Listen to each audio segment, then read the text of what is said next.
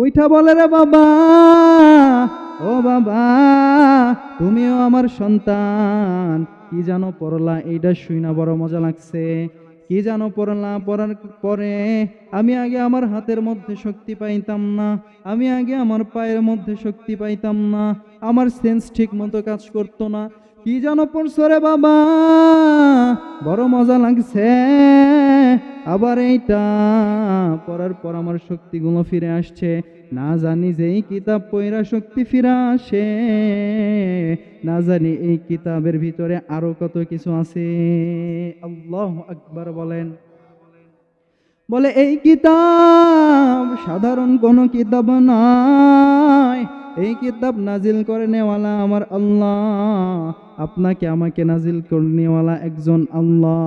বলে আল্লাহর সৃষ্টি মানুষ, আল্লাহর সৃষ্টি কোরআন যদি এত সুন্দর হয়, না জানি আল্লাহ কত সুন্দর, না জানি আল্লাহ কত সুন্দর।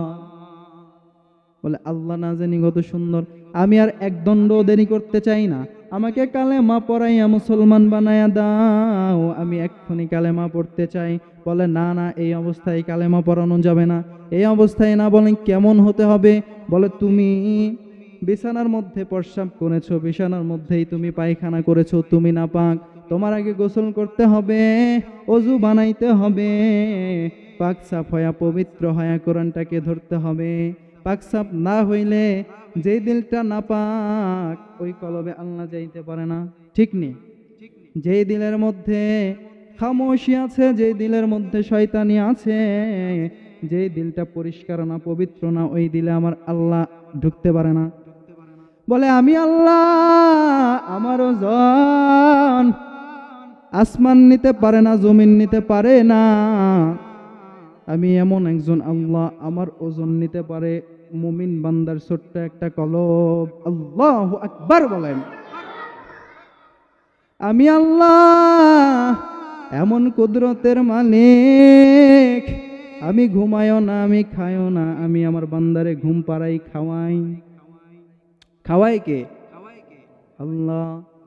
বলে আমার আল্লাহরে পাইতে গেলে আগে গোসল করো, পবিত্র হও, গোসল কইরা পবিত্র হয়া যখন ওই বান্দিটা আসছে, আসার পর কালেমা পড়ায় দেয় লা ইলাহা ইল্লাল্লাহু মুহাম্মাদুর রাসূলুল্লাহ, আবার কালেমায় শাহাদা পড়াইয়া দিলেন, দিয়া বললে আল্লাহ ছাড়া কোনো ইলাহ নাই, আল্লাহ ছাড়া কোনো মাবুদ নাই, নিশ্চয়ই হযরত মুহাম্মদ সাল্লাল্লাহু আলাইহি পড়েন, সাল্লাল্লাহু আলাইহি ওয়াসাল্লাম পড়েন, সাল্লাল্লাহু আলাইহি ওয়াসাল্লাম আল্লাহর একমাত্র বান্দা ও শেষ নবী।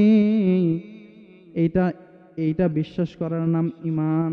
আর তুমি এখন থেকে ঈমানদার হয়ে গেছো, তুমি বড় বেগানা হয়ে গেছো, তুমি বেগুনাহ হয়ে গেছো, তোমার ভিতরে কোনো গুনাহ নাই।